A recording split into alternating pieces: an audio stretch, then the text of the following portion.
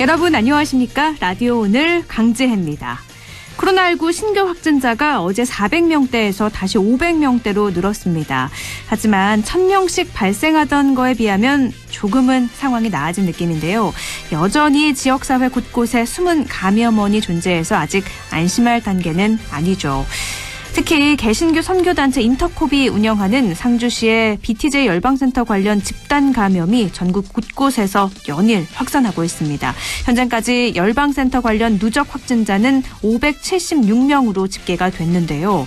열방센터를 방문한 방문자 2,700여 명 가운데 67%인 1,800여 명은 아직 검사조차 받지 않고 있습니다. 이 때문에 관련 확진자는 더욱 늘어날 전망이고요. 문제는 현재 연락이 안 되는 경우가 많다는 건데요. 비협조적인 태도, 지역 감염 확산의 위험 요인이죠. 열방센터 방문자는 조속히 검사를 받아야겠습니다.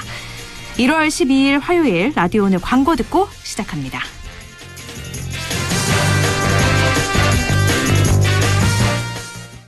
파주 센트럴밸리 산업용지 완판 신화를 이어갈 상업, 주거, 지원용지 투자의 기회.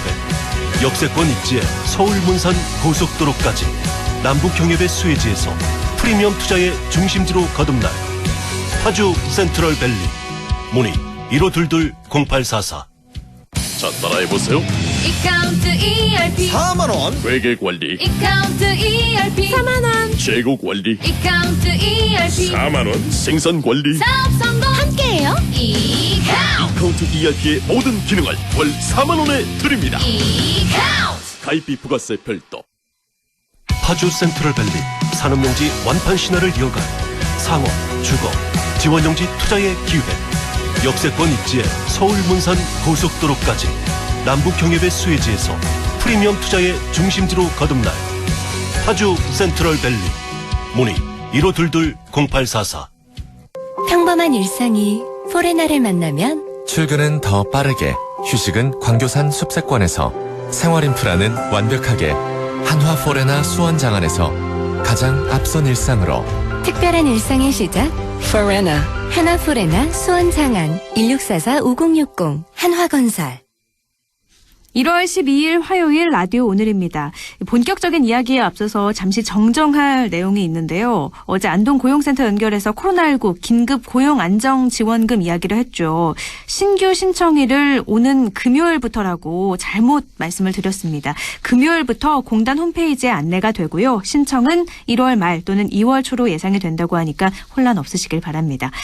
네, 라디오 오늘 1부는요. 경희사이버대 최영일 교수와 함께합니다. 한 주간의 시사 이슈 알아보는 시간이죠. 최영일의 시사 따라잡기 준비가 돼 있습니다. 2부 이슈 오늘에선 새해를 맞아서 지역에서 활발히 활동하고 있는 청년 정치인 연결해서 이야기를 나눠볼까 합니다.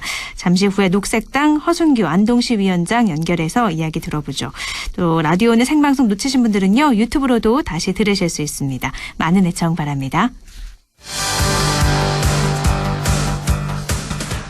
네, 시사 이슈 함께 이야기해봅니다. 시사 따라잡기 최영일 시사평론가와 함께합니다. 안녕하세요. 네, 안녕하세요. 네, 어제 대통령 신년사에 대한 반응이 여야 극과 극인 것 같아요. 맞습니다. 네, 연초 정치권 핫 이슈 뭘로 봐야 될까요? 네, 문재인 대통령 신년사에는 세 개의 키워드가 등장했습니다. 이거는 정치권도 마찬가지로 공유하고 있을 문제인데요. 첫 번째는 이제 코로나 극복입니다. 그리고 어떻게 일상을 회복할 것인가. 그리고 두 번째로는 포용, 이 양극화가 많이 이제 심화되고 있다 보니까 이 양극화 격차 해소를 위한 노력이 사회적으로 필요하다. 마지막으로 이제 경제적인 도약이죠. 우리가 워낙 힘들어 있는 상황에서 수출은 좋았습니다. 지난해 말을 이제 지켜보면 마이너스를 이제 마감할 것으로 지금 예상되지만 그럼에도 불구하고 우리 경제 체력이 상대적으로 타 국가들에 비해서는 우수하다 이런 게 입증이 됐지만 내수 시장이 너무 힘들어져 있죠. 이런 부분들을 이제 우리가 회복시키기 위한 경제 체질 변화. 대통령은 이제 선도 국가로 나가자 이렇게 제안을 했는데요. 이 말씀하신 대로 여야 입장은 정반대죠. 네. 오히려 이게 자화자찬이고 국민 공감이 거의 없다. 이렇게 이제 야당은 비판을 하면서 오히려 이제 K-방역을 자랑만 했는데 지금 이제 국민 혼란 초래되고 있고 백신도 늦어지지 않느냐 실패다라고 규정을 하고 있고요. 네. 여당은 이제 대통령의 올해 이 추진 현안들을 입법으로 최대한 이제 지원하겠다 이렇게 또 밝히고 있는 입장입니다. 올 정치권의 화두 사실 연초에는 사면으로 시작해서 지난주에도 그 얘기만 했잖아요. 맞아요. 그런데 이제 사면으로는 가라앉았고요. 지금 이제 4월 서울시장, 부산시장 재보선을 향한 이제 이 상황에 드라이브가 걸렸습니다. 왜냐하면 석 달도 남지 않았거든요. 네. 그래서 여야 모두 야권은 지금 단일 후보를 어떻게 낼 것인가 이게 쉽지가 않아 보이고요. 여권은 또 의외로 흥행이 되지 않는 데다가 대통령 국정 지지율과 또 여당에 대한 지지율이 동반 하락하고 있는 상황이라 어떻게 이것을 반전해낼 건가 고민을 하고 있는데 표면적으로는 여야 모두 올해는 민생을 살리는 해가 돼야 한다. 이 민생 경제에 방점이 찍혀 있긴 한데 이게 우리가 늘 그렇듯이 정치권 여야의 진영 갈등이 동상이몽이어서 어떻게 좀 화합을 하고 협치를 하고 통합할 수 있겠는가.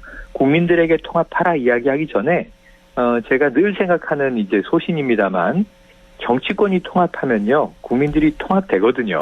네. 근데 정치권이 늘 이제 이 세력화 시켜놓고 진영화 시켜놓고 이념화 시켜놓고 갈라치기는 자신들이다 하면서 국민 통합을 이야기하면 이건 어불성설이다. 올해는 좀 협력하는 모습 했으면 좋겠다. 이런 생각을 해봅니다. 네, 정치권 통합 참 이상적인 이야기긴 한데 현실과는 너무 먼 이야기라서 참 씁쓸하긴 하네요. 이야기한 제가 죄송하네요. 네. 핫이슈, 그러니까 4월 재보궐선거와 또 민생 경제, 코로나 극복 세 가지를 꼽으신 것 같은데요. 맞습니다. 말씀하신 것처럼 사면론은 조금 수그러들었는데 코로나 양극화에 대한 이익 공유제 논쟁이 또 시작이 됐어요. 맞습니다. 네. 사면론은 불씨는 살아있다고 봐야 됩니다. 네. 오는 목요일 이 박근혜 전 대통령의 최종 판결이 있습니다. 네. 지금 뭐 이변이 없다면 징역 22년입니다. 혹시 뭐 어떤 변동이 있을 수는 있지만 이게 파기환송심이기 때문에 네. 대법원이 양형은 건드리지 않고 그다음에 어떤 혐의가 추가되거나 혐의가 빠진 것도 없어요. 다만 지금 인정된 혐의 중에서 일부를 법리적으로 분리선고하는 것이 옳다라고 지금 권고한 거예요. 네. 그래서 이제 있는 형량 그대로 분리선고만 할 가능성이 높기 때문에 22년 뭐 약간의 변동이 있다 하더라도 그 내외의 이제 형량은 거의 정해져 있는 셈인데 문제는 이제 야권에서 대놓고 얘기는 못하지만 보수 진영에서는 이거 사면해야 되는 거 아니냐. 빠르다면 설 사면, 늦으면 3.1절 사면 이런 기대론이 일부 있습니다. 그런데 이제 쉽진 않습니다. 네. 문재인 대통령 뭐 신년사에 언급도 없었고요. 지금 이낙연 대표가 소신이라고 이야기한 것도 오히려 당내 반발이 큰 상황이라. 하지만 이제 이 재보선 지나서 내년 3월 대선을 향한 과정에서 아마 올 가을 추석 무렵이나 성탄절 무렵에는 사면 논의가 야권발로 나올 가능성이 있거든요. 네. 그러니까 이건 이제 조금 이제 이 긴 호흡으로 지켜보기로 하고요. 지금 말씀하신 내용이 아주 흥미로운 대목인데. 네. 자, 이낙연 대표가 지금 새해 들어서는 이재명 경기지사보다 상당히 좀 의제 선점은 하고 있어요. 네. 그런데 이게 플러스가 있을지는 잘 모르겠지만 마이너스 요인들이 있습니다. 하나씩 던지긴 하지만 이게 플러스가 될지 마이너스가 될지 아직까지는 마이너스가 더 크다고 보시는 거군요. 당장은 마이너스죠. 네. 왜냐하면 이제 당내에서 좀 격한 얘기들이 반발이 나오고 있는 상황이다 보니까요. 네. 죄송합니다. 그런데 이런 대목에서 또 의제 선점을 하나 더한 게 이제 코로나 양극화에 대한 이익공유제라고 하는 하나 이제 해법인데 네. 이게 가만히 귀를 기울여 보면 일리가 있습니다. 자, 코로나라는 재난이 뭐 우리는 예상할 수도 없는 상황에서 닥쳐왔고 1년이라는 장기간을 코로나에 우리가 사회적 에너지를 다 뺏겼고 민생이 이것 때문에 큰 타격을 받았고 그런데 수혜자도 있다는 거죠. 코로나 특수를 누린 산업군이 있고 코로나로 정말 피폐해진 산업군이 있는데 피폐해진 쪽은 뭐 말씀드릴 필요가 없습니다. 지금 이번 주부터 지급되고 있는 긴급재난지원금 대상들이죠. 네. 소상공인 자영업자, 특수고용 노동자, 프리랜서, 취약계층 다 포함이 되고 대부분의 산업은 이제 마이너스 역성장을 기록했는데 그러면 수혜를 입은 곳이 있었던가? 이게 궁금해요. 다 네. 비대면 온라인입니다. 특히 이제 아마 보시면은 그 배송 사업 플랫폼들, 네. 이 배달업체들 그리고 온라인 쇼핑 다 다 이제 뭐 집콕하면서 홈트하면서 다 모든 물건들 먹거리까지도 이제 배달해 먹는 게 일상 다반사가 되다 보니까 매출이 급심장을 했습니다. 그리고 또 비대면 업체들은 포털들이 있죠. 뭐 이 우리나라 업체는 아닙니다만 예를 들어서 유튜브 조회수가 폭발적입니다. 또 집에서 보는 IPTV라든가 넷플 땡땡 영화 드라마 보는 채널 있죠. 네. 여기는 지금 엄청나게 이제 가입자와 그리고 트래픽이 접속자가 폭증을 한 상황이에요. 그러니까 분명히 IT 비대면 산업 쪽은 온라인 업종은 돈을 많이 벌었고 그 오프라인 산업 쪽은 주저앉았는데 그렇다면 이 양극화의 격차가 커진 부분들을 사회적으로 해소할 필요가 있지 않겠는가. 그래서 이낙연 대표는 이거는 차관점은 저는 좋다고 생각을 하는데요. 그렇다면 더 번자가 크게 피해를 본 사람들을 좀 돕기 위한 사회적 분배가 필요하다. 이게 이제 이익 공유제가 되는 겁니다. 네. 그런데 이걸 강제로 제도화하기는 어려워요. 자발성에 근거할 수밖에 없어요. 대표적인 게 지난해 우리가 봤던 일이지만 일종의 캠페인인데 착한 임대인 운동. 운동. 네. 임대 사업자가 스스로 임차인들에게 힘들죠, 고통스럽죠. 좀 저희가 이 월세를 덜 받겠습니다 하면 그 덜 받아서 손해 보는 부분에 또 50%를 정부가 세액공제로 메꿔줬어요. 네. 사실 뭐 반값 깎아줬다 그러면 한 25% 깎아준 셈이 되는 거죠. 근데 이번에는 3차 재난지원금에 착한 임대인에게는 깎아준 금액의 70%까지를 보전해 줍니다. 그럼 사실은 이제 이 많이 깎아줘도 생색을 내고 70%는 돌려받는 셈이거든요. 네. 그래서 이제 이러한 그 착한 임대인 운동을 좀 전 산업 분야, 양극화 분야에 적용해보자라는 제안이고 이건 확정된 건 아닙니다. 당 정책위에 한번 검토해보라. 유럽에서는 이미 이 코로나 승자라고 불리는 특혜 업종들에서 사회 환원을 많이 하고 있어요. 미국도 그렇습니다. 뭐 우리가 아는 페이스북, 트위터, 구글 이런 데는 굉장히 사회 환원 많이 하고 있고 그 기부 운동을 주도하는 게 또 빌 게이츠 회장이기도 합니다. 네. 근데 우리나라는 그런 소문이 좀 많이 들려오진 않죠. 네. 그래서 이런 부분들을 정부가 좀 주도해보자라는 발상인데 당장 야권에서는 이게 사유재산을 침해하겠다는 거냐. 민간의 이익을 어떻게 정부가 건드리느냐. 그럼 사회주의로 가자는 거냐. 이런 이제 좀 볼멘 소리가 나오고 있습니다. 일단은 논쟁은 많은데 국민들 다수는 공감할 만한 아이디어기는 해요. 네.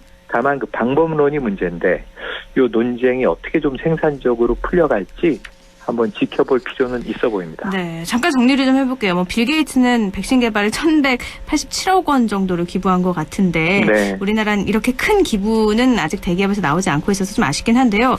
정리를 해보면 이익 공유제, 그러니까 코로나19로 많은 이익을 얻은 계층이나 업종이 피해가 큰 업종을 돕는 방식이잖아요. 그런데 이걸 뭐 강제로 할 수는 없고 착한 임대인 운동과 같이 자발적인 참여를 높여서 한다는 거잖아요. 근데 네. 문제는 이익을 봤다는 기준은 어떻게 설정을 하고 또 어떻게 구분할 것인가 이런 의문이 좀 생겨요. 명 앵커십니다. 네.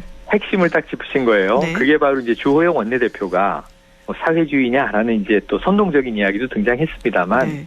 이거는 지금 뭔가 공개념, 공공사업을 좀 강화하는 이제 진보 정부와 또 항상 이제 이 자유시장을 중시하는 이제 보수 진영 간에 항상 벌어지는 일이에요.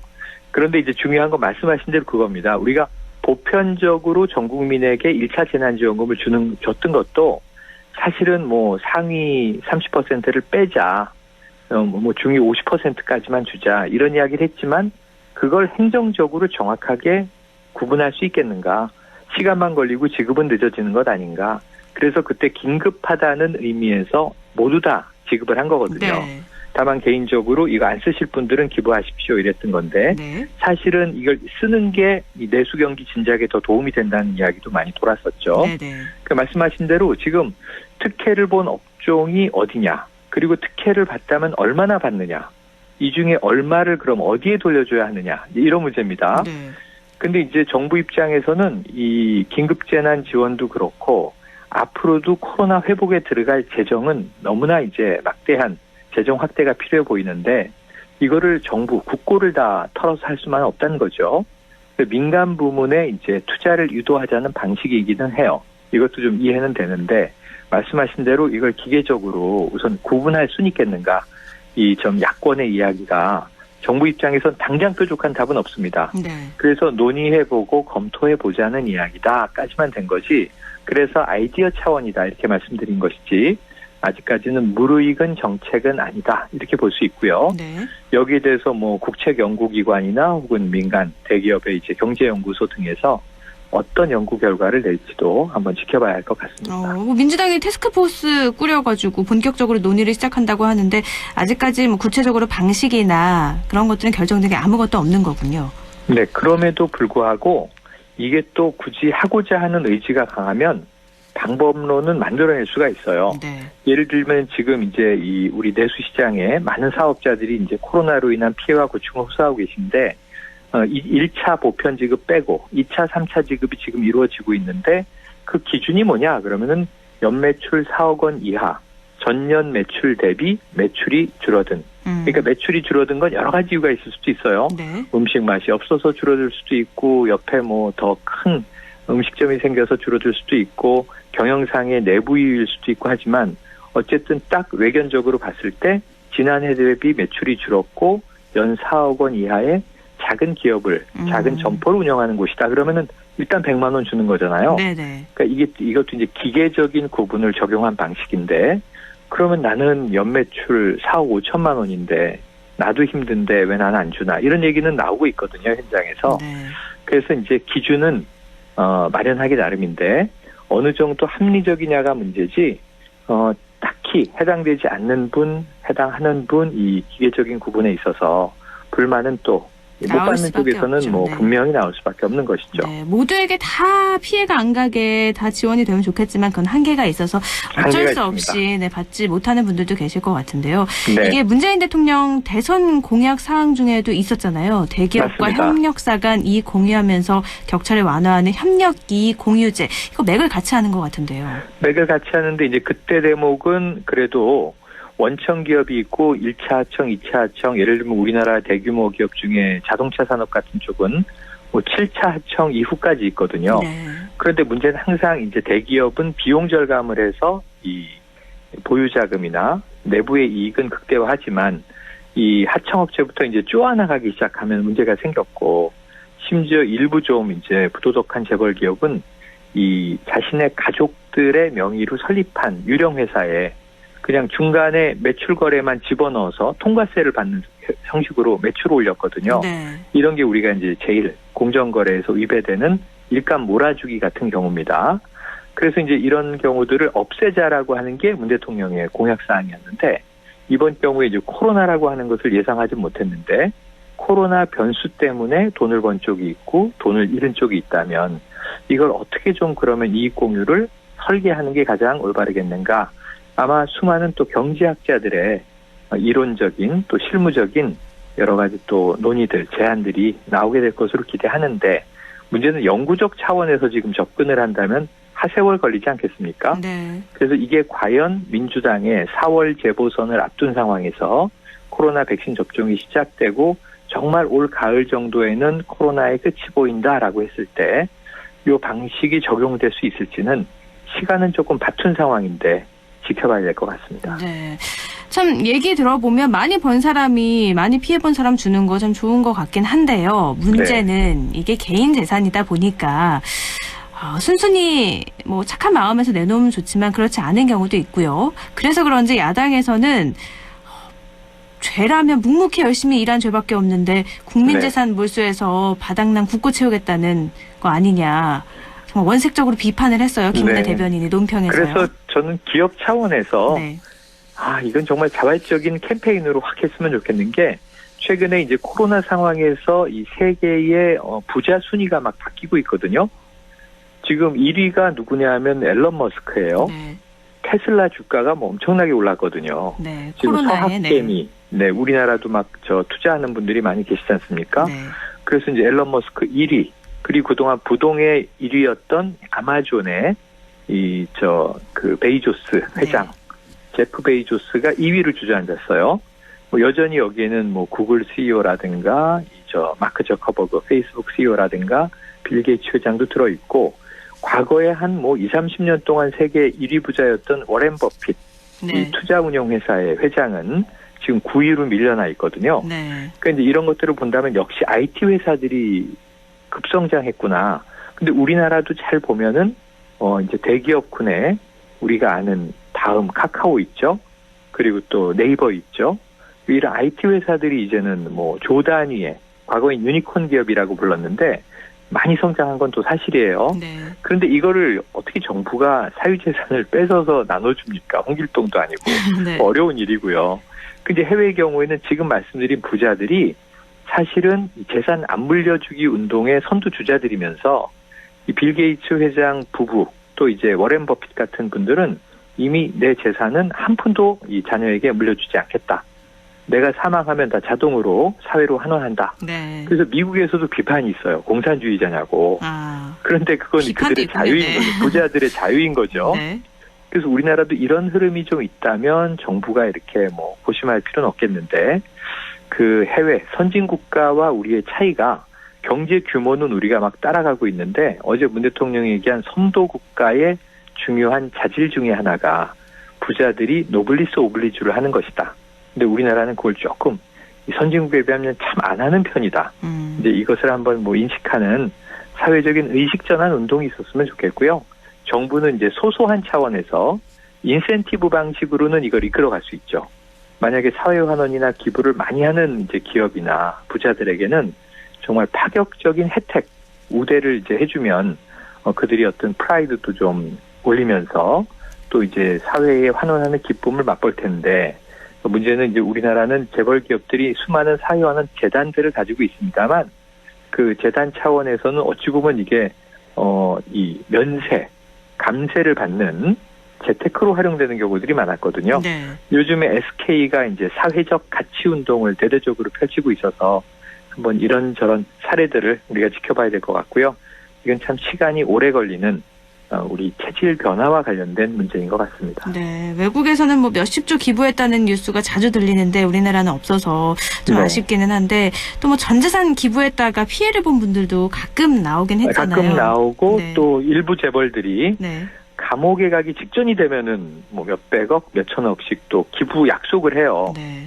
근데 시간이 또 한 10년, 20년 지나서 그거 어떻게 됐지? 그러고 돌아보면 기부가 안 된 경우들이 왕왕 많아요. 네. 그래서 이런 부분들도 우리가 좀 앞으로는 약속을 하고 약속을 지키고 네. 그리고 꼭 나쁜 일로 법적 처벌 대상이 됐을 때 뭐 재산을 털어내는 게 아니라 평상시에 아주 이제 습관적으로 좀 기부하는 일들이 체화돼야 되지 않나.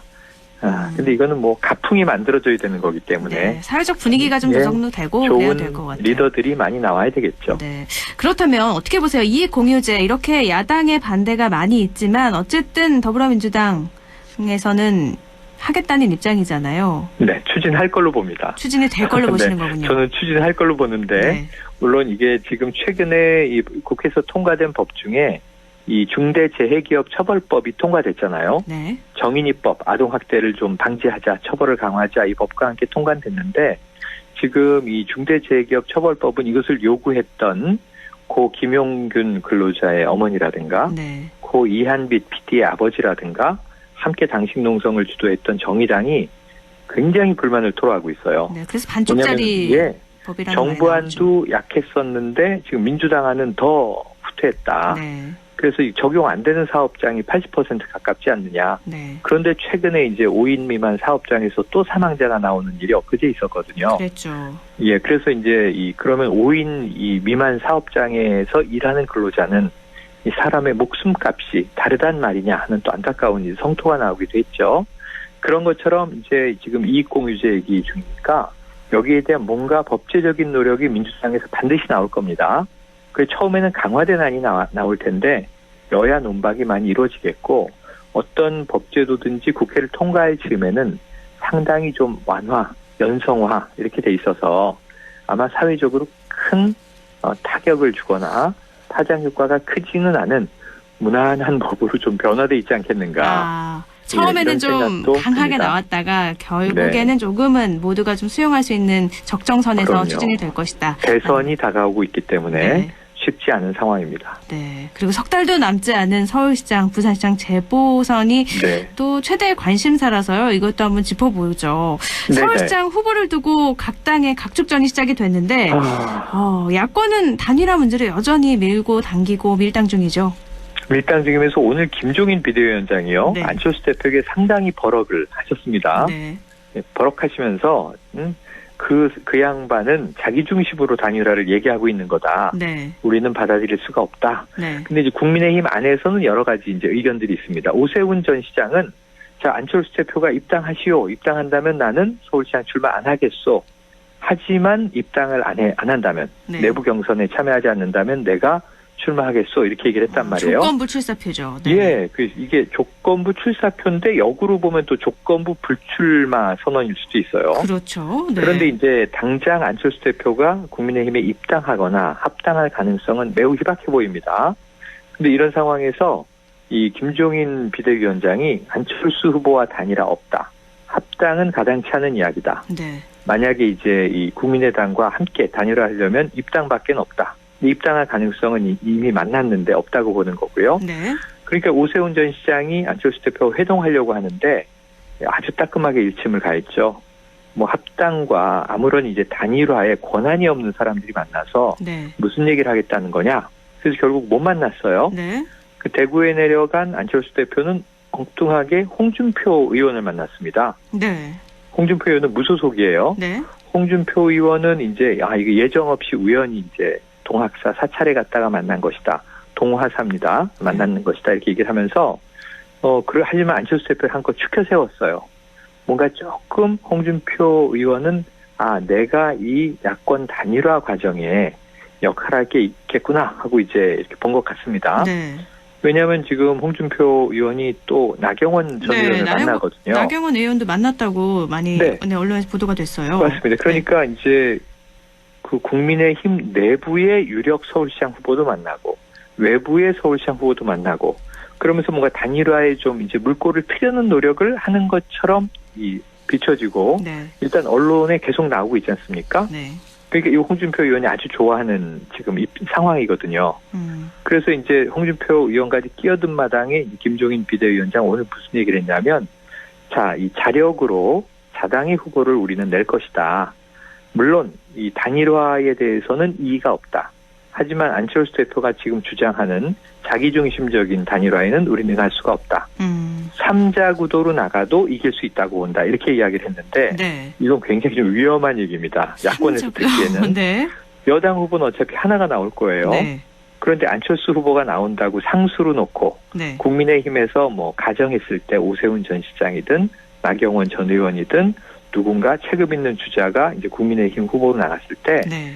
3명이 싸우면 야권의 표는 당연히 쪼개지지 않겠습니까? 그렇겠죠. 이게 이제 야권 내에서도 필패론으로 이야기하는 가장 두려워하는 구도인데 네. 이렇게 해도 이길 수 있다. 이건 김종인 위원장이 그렇게 믿고 있다고 보긴 힘들어요. 이렇게 강수를 두면서 안철수 대표를 어떻게든 이제 조금 굴복시켜야 되는 입장. 그래서 지금 김종인 비대위원장과 안철수 대표의 이제 기싸움이 이번 단일화의 가장 마지막 이제 변수인데 아마 국민의힘 스스로 내부 경선을 통해서 한 명의 본선 주자는 나올 수밖에 없고 네. 그렇게 되면은 후보 등록 직전까지라도 안철수 대표와 국민의힘 본선 주자 간에 단일화가 이루어질 이게 투스텝 단일화입니다. 이거는 네. 내부 경선하고 본선 전에 한 명으로 이제 압축하는 요 경우는 지금 유일하게 살아있는 가능성인데 지금 이제 정말 안 대표와 김종인 비대위원장 정말 상극이에요. 네. 잘 안 맞는 캐릭터인데 네. 이 상황에서 단일화가 수월할까? 사실 뭐 가능성은 반반입니다만 굉장히 어려운 지금 난제로 점점 이제 흘러가는 분위기입니다. 그리고 안철수 대표는 여론조사에서 앞서고 있기 때문에 단일화에 그렇게 적극 나서지 않는 자세를 취할 것 같기도 하거든요. 그럼에도 불구하고 아마 국민의힘 주자가 지금 쭉 나뉘어 있었을 때 네. 나경원 전 의원, 오세훈 전 시장 지금 뭐 당내에만 8명입니다. 이해훈 전 의원도 있고요. 조은희 서초구청장도 있고 김선동 이제 사무처장도 있고 이 지지율이 다 낮아 보이는데 다 모으면 안철수 대표 지지율보다 높아져요. 네. 근데 이제 한 명의 주자가 결정되면 국민의힘 또 당원이나 지지 세력은 이 누군가로 몰리지 않겠습니까? 네. 그럴 때 지금은 안철수 대표가 이 야권 유일 후보처럼 이 지지율이 격차 있는 선두권에 딱 있지만 상대 후보가 하나 나와서 만약에 한 모아질 25% 경우, 대 네. 25%에서 박빙을 또 이 자웅을 겨루게 되면 안철수 대표도 적신호가 들어오게 되거든요. 이러면은 이제 다시 막판에 정말 이게 포커판처럼 최후의 배팅이 한번 이루어질 수밖에 없는 상황입니다. 네. 야권은 그렇다고 하는데 상대적으로 민주당이 너무 조용한 거 아닌가 싶기도 하거든요. 아이고 공식 선언한 분이 한 분입니다. 네, 그 우상호 의원 의원만. 한 분. 네. 우상호 의원도 사실은 원내대표도 했죠. 다선 의원이죠. 체급 좋고 뭐 이미지도 좋고 이 사실 충분히 역량을 갖춘 후보인데 문제는 인지도예요. 네. 석 달도 남지 않은 이 재보선 다가오고 있는데 이번에 이제 4.7 재보선인데요. 4월 7일. 근데 이 상황에서 지금 우상호 의원이 갑자기 막 이렇게 붐을 타긴 어렵고 그러다 보니까 흥행을 만들려면 이벤트가 있어야 되는데 이벤트가 없잖아요. 지금 없죠. 박주민 의원 고민하다가 결국 불출마 쪽으로 지금 흘러가는 분위기입니다. 네. 끝까지 봐야 되지만 네. 박영선 장관 정도가 아마 나올 것으로 관측이 됩니다. 네. 그러면 이제 빨리 이제 내각에서 사퇴하고 나와서 지금 이제 뛰어들어야 되는데 뭐 최근 방송 인터뷰에서 지난주에 당이 이제 많이 어려워서 고심하고 있다. 그러니까 이제 나갈 가능성을 시사했습니다. 네. 그럼 이제 양파전이 되잖아요. 2파전. 그렇죠. 근데 이것도 흥행이 되기가 너무 힘들어요. 적어도 이제 제3주자 정도는 있어야 되기 때문에 우상호 의원이 다른 수를 냈습니다. 지금 민주당 내부는 아니지만 합당을 하니 많이 하면서도 지금 평행선을 긋고 따로 가고 있는 비례정당이 하나 있죠. 네. 열린민주당 의원 3명이고 단일화를 최강욱 선언했어요. 대표가 네. 있지만 김진애 의원이 사실 김진애 의원은 전 민주당 의원이기도 하고요. 네. 사실은 문재인 대통령을 지지하는 입장으로 보면은 민주당보다 더 강성 민주당이에요. 그래서 이 열린민주당의 김진애 후보와 접촉을 하는데 아마 범여권도 단일화를 하자. 어쨌든 난립하면은 조금이라도 표와 뺏겼을 때 이 3자 필패론이 민주당도 쓴맛을 본 적이 있거든요. 네. 오세훈 전 시장이 서울시장으로 당선이 될 때 당시에 한명숙 전 총리가 서울시장 후보로 나왔는데 거의 이겼어요.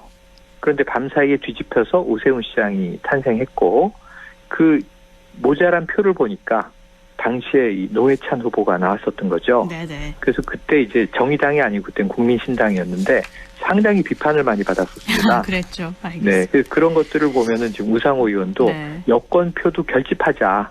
그러면서 김진애 후보까지 포함해서 네.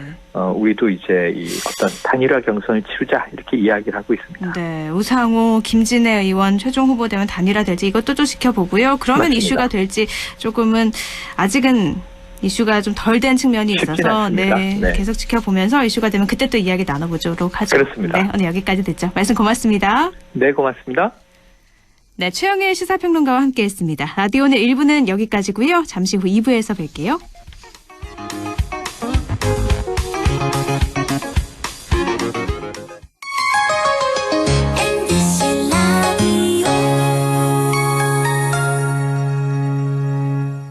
할인점보다 더 실속 있고 편의점보다 더 편리하게 살 수 있는 곳, 시장보다 더 정이 넘치고 백화점보다 더 품격 있는 곳, 이런 곳이 없을까요? 네, 우리 동네 우리 할인점 홈마트가 있습니다.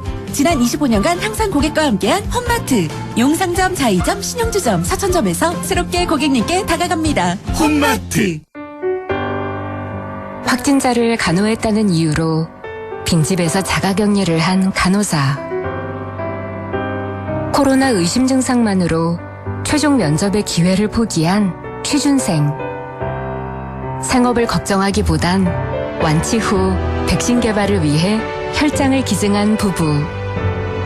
확진의 기로에서 확신으로 스스로를 멈춰준 사람들.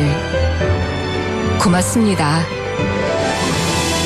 당신의 확신이 수많은 확진을 멈췄습니다. 공익광고협의회.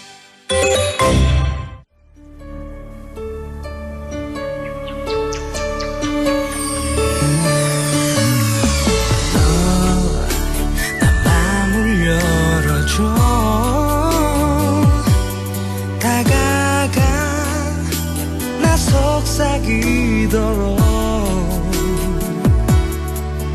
언제나 내 생각으로 행복해야 해요.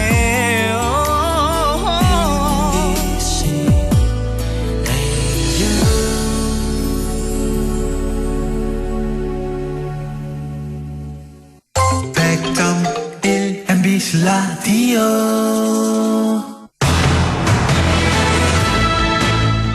네, 라디오 오늘 2부 순서 이슈 오늘입니다. 어느 분야에서나 청년들의 새로운 생각, 도전 정신 필요하죠. 정치권도 예외는 아닌데요. 지역에서 열심히 활동하고 있는 청년 정치가 한 명 만나보고자 합니다. 녹색당 허승규 안동시 위원장 연결해서 이야기 나눠보죠. 허 위원장님 안녕하세요. 네, 반갑습니다. 시청자 여러분 반갑습니다. 녹색당 허승규 안동시 위원장입니다. 반갑습니다. 네, 이렇게 사생결단에서 매주 뵙고 있는데 또 이렇게 라디오 오늘에서도 만나 뵙게 됐네요. 네, 자주 뵈서 반갑습니다. 네. 한 해가 저물고 2021년 새해가 됐잖아요. 지역에 보기 드문 청년 정치인으로 지난 한 해도 참 바쁘게 보내신 걸로 누구보다 잘 알고 있는데요. 지역의 청년 정치인으로서 지난 한 해 어떻게 평가를 하세요? 네, 아무래도 작년은 코로나로 시작해서 코로나로 끝난 한 해였습니다. 많은 시청자 여러분들도 고생이 많으셨는데요. 우리 사회가 이런 전염병에 어떻게 대응하고 예방해야 하는지 돌아보는 한 해였고요. 앞으로 현재의 코로나 대응을 넘어서 제2의 코로나가 발생하지 않게 새로운 표준과 기준을 만들어가는 한 해였다고 생각합니다. 지역에서 청년 정치인들이 해야 될 역할에 대해서도 많은 고민이 있으셨을 것 같아요. 네. 어떻게 뭘 해야 된다고 생각을 하세요? 네, 그 청년 정치인들은 새로운 정치와 변화를 상징합니다. 그래서 본인이 속한 공동체 안에서 혁신의 목소리를 내고 다른 방식의 정치를 몸소 보여줘야 되는데요. 근데 시청자 여러분 주변에 지역 청년 정치인들이 거의 없을 겁니다. 기존의 지역 문화에서 청년 정치인들이 살아남기 어렵죠. 그래서 이런 정치 변화를 바라는 시민들과 함께 자립 기반을 만들고 특히 지방선거에서 시민들에게 좋은 성과를 보여줘서 잘 살아남는 게 가장 중요하고요. 네. 그래서 변화의 정치에 함께하고 싶은 시민 여러분 허승규한테 연락 주시면은 함께 지역 정치 바꿔갈 수 있을 것 같습니다. 네, 함께 잘 살아나가기 위해서 혹시 정치에 참여하고 싶은 청년 정치인이 있다면 연락 기다리고 있겠다라고 말씀을 하셨어요. 지난해 지역에서는 이 단체장들이 연루된 불미스러운 일이 꽤나 많았잖아요. 안동시, 네. 봉화군, 군위군 참 그랬는데 이런 사건들 잊혀질만 하면 또 나오고 끊이지 않고 있거든요. 왜 그러는 걸까요? 개인의 문제가 반복되면요. 이거는 개인의 문제가 아니라 이제 구조적 문제, 사회적 문제입니다. 경북 지역 단체장들의 반복되는 권력형 비리는 이 경북 내부에서 이 권력 견제 감시가 잘 안 된다는 사례고요. 네. 이 경북의 오랜 정치 독점 구조가 특히 심하기 때문에 이런 지역 단체장들의 권한 남용을 제어하기 어렵다. 그래서 지역 내부의 권력이 독점된 다양성이 없는 구조가 원인이고요. 이는 좀 북한과 중국 정치와 유사한 모습이라고 생각합니다. 북한하고 중국하고 비슷하다 이렇게 강하게 말씀을 하셨는데요. 그래서 지역 정치인이 더 함께 해야 된다라는 뜻인 것 같아요. 또 지방자치가 제대로 이루어지려면 지방 분권이 필요하다고들 많이 하죠. 지방 분권이 이루어져도 하지만 변사또의 전횡을 해결할 수 없다. 한 지면을 통해서 이런 주장을 하신 적이 있죠. 변사또, 이몽룡이 나와서 솔깃한데 이건 어떤 의미의 얘기인가요? 네, 시민 여러분 춘향전 다 아실 겁니다. 춘향전의 변사또가 이제 지금으로 치면 안동시장인데요. 이 문제 많은 변사또를 이 안동이라는 고을 내부에서 견제할 수 없었기 때문에 이 서울에 있는 임금님이 보낸 암행어사가 문제를 해결합니다. 마치 대통령 직속 기관 감사원에서 그 작년에 안동시장 측근 화재 속보기 비리를 밝혀낸 것처럼요. 이렇게 지역 내부에서 견제가 안 되면은 중앙 권력에 의존해서 이 지역 내부의 문제를 해결하는데 이 지방 분권과 주민자치시대 이래서 되겠습니까? 그래서 암행어사를 서울에서 멀리서 찾지 말고 우리 지역 경북 안동에 암행어사가 있으면 암행이 아니라 낮에 활동하면 됩니다. 그래서 우리 지역에서 가까이서 권력 경쟁과 견제 시스템을 구축하자. 그러면 안동의 변사또들이 많이 사라질 거라고 생각합니다. 그러니까 중앙의 권력을 지방으로 가져오는 지방 분권 물론 중요하지만 지역 단체장이나 권력자들의 전횡을 막기 위해선 지역 내부 분권이 필요하다 이런 얘기 같은데요. 그러면 이 지역 내부의 분권을 이루기 위해서는 어떤 노력을 좀 해야 될까요? 네, 간단합니다. 이 경북 안동의 정치 독점 구조를 경쟁과 다양성 구조로 바꾸면 됩니다. 우리 대한민국 헌법 질서인 자유민주적 기본 질서, 복수 정당제와 권력 분립을 경북 안동에서 실천하는 것입니다. 그래서 저는 이를 위해서 현재의 승자 독식 구조, 1등만 당선되는 지방선거 제도가 개선되면은 조금 상황이 나아질 수 있거든요. 네. 그래서 이 시민 여러분들의 민심 그대로 의석 배분을 해서 사표를 줄이고요. 3, 4인 선거구를 확대한다든가 현재 10%에 불과한 비례대표 의석을 그마저 다수당이 더 가져가는 것을 금지시키는 등의 이런 제도 개혁을 한다면은 조금이라도 이런 정치 다양성 구조를 만들 수 있다. 네, 지역에서 해보자라는 말씀을 드리고 싶습니다. 현행 선거제도로는 특정 정당만이 독점하는 현상이 빚어질 수밖에 없으니까 선거제도도 개편하고 함께 비례대표제 보완이 좀 필요하다는 거죠. 네. 그럼 어느 정도가 좀 돼야 될까요? 그러니까 시민 여러분, 비례대표 하면은 과거에 전두환 정권이 돈 받고 공천한 이 전국 국회의원을 떠올려요. 그건 되게 나쁜 건 줄 아는데요. 그거는 우리가 잘못 제도를 운영한 것이고요.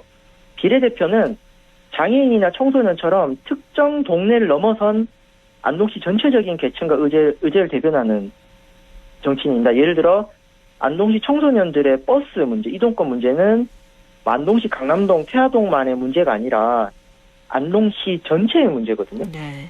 이렇게 특정 동네만이 아닌 안동시 전체를 다루는 의제나 이를 고민하는 시의원들이 많아지면은 기존에 이렇게 동으로 쪼개진, 읍면동으로 쪼개진 정치가 놓치는 목소리가 분명히 있습니다. 이런 다양한 지역민들의 목소리를 다룰 수 있고요. 제가 시간 관계상 한 가지만 말씀드리면요. 현재 안동을 비롯한 경북 북부의 비례대표가 한두 명이에요. 안동시 의원 18명 중에 겨우 2명인데 네. 겨우 한두 명이면은 10%거든요. 정치 다양성을 높이는 비례대표제 취지에 맞게 다수당에는 배정을 하면 안 되는데 지금은 지역구의 1등한 정당, 다수 의석한 정당에게 비례대표를 추가로 마치 편의점에 1+1 하듯이 다수당에 사은품 주듯이 지금 전략했습니다. 비례대표가 보면은 제1당 의원들이 대부분이고 어쩌다 2당 의원들이 있는데요. 네. 지지율만큼 지역구에서 의석수를 충분히 확보한 배부른 정당에는 비례대표를 추가로 확보하지 않고 지지율보다 의석수를 덜 획득한 손해를 본 소수당의 비례대표를 배정하는 것. 이것이 지금 정치 선진국에서 하는 소위 말한 그 연동형 이 제도인데 이런 부분들 한다면은 조금이라도 경북 북부의 정치 다양성이 나아질 수 있고요. 기타 여러 가지 좋은 제도들은 인터넷에 허순규 검색해 보시면 제가 관련 글을 많이 써봤습니다. 네네. 네, 참고해 주시면 고맙겠습니다. 알겠습니다. 그러니까 비례대표가 이렇게 다수 의석을 획득한 정당의 비례대표를 또 가져가는 거는 정치적으로 맞지 않다라는 입장이신 거잖아요. 네, 과식이죠, 과식. 네. 체합니다. 네. 그러니까 알겠습니다. 주민들의 근데 이런 비례대표를 고친다고 해도 주민들이 정치에 대한 관심이나 참여가 만약에 낮다면 크게 장점을 발휘하지 못할 것 같기도 하거든요. 네, 말씀 주신 대로 제도 하나 바뀐다고 해서 다 바뀔 수는 없겠죠. 이 제도 변화에 맞춰서 우리 주민 여러분들도 본인과 비슷한 정치를 고민하는 분들과 함께 조직도 만들고 지역 정치에 관심 있게 참여해 주시면 그제서야 제도가 훨씬 더 작동한다고 하고요. 네. 특히 여기서 주민 참여를 독려해야 되는 역할이 바로 지역의 정당들입니다. 뭐 국민의힘, 민주당, 녹색당 마찬가지고요. 그래서 저는 제도 개혁과 함께 말씀 주신 대로 시민 참여가 같이 활성화된다면은 더 좋은 주민자치를 이룰 수 있다고 생각합니다. 근데 경북 지역의 그 정치 특성상 이렇게 비례대표를 좀 고치는 게 쉽지 않을 것 같기도 하거든요. 그런 어려움도 충분히 예상을 하고 계시죠. 네, 그래서 제도 개혁은 길게 보고 가야 되고요. 네. 그래서 이런 목소리는 현재 기존 정치인들 잘 얘기를 안 해요. 네. 할 그냥 필요가 본인한테 없죠. 크게 도움이 안 되니까. 네. 저는 그럴수록 저는 이런 목소리를 많이 내서 누군가는 더 많은 여론을 환기하고 또 정치적 변화를 이끌어내는 목소리를 계속 내야 된다고 생각을 해서요. 저는 계속 이 얘기를 하고 있습니다. 네. 언젠가는 좋은 소식이 들리지 않을까 싶은데요. 지역의 청년 정치인으로서 또 올해 이루고 싶은 바람도 있으실 것 같아요. 네, 제가 안동 청년 공감 네트워크라는 아주 괜찮은 지역 청년 공익단체 대표를 맡고 있습니다. 작년 연말에 사무실을 안동시 정화동을 이전하였는데요. 지역 주민들과 좀 동네에서 겪고 있는 문제를 안동시 전체적인 관점에서 풀어가는 활동을 준비하고 있습니다. 예를 들어 버스 타기 좋은 안동같이 생활 의제인 대중교통 문제를 공론화해서 청소년들과 어르신들의 이동권인 좀 버스 문제를 잘 다뤄보고 싶고요. 이외에도 안동 시민 예산학교라든가 청년 공익 커뮤니티 활동을 통해서 다양한 공익 활동을 지금 준비하고 있습니다. 네, 올해도 많은 활발한 참여 응원 활동으로 바라겠습니다. 네, 많은 시민분들께 건강한 정치 문화 이루는데 앞장서 주시기 바랍니다. 네, 오늘 네, 여기까지 감사합니다. 듣죠. 네, 고맙습니다. 네. 네, 녹색당 안동시 허순규 위원장 연결해서 이야기 나눴습니다.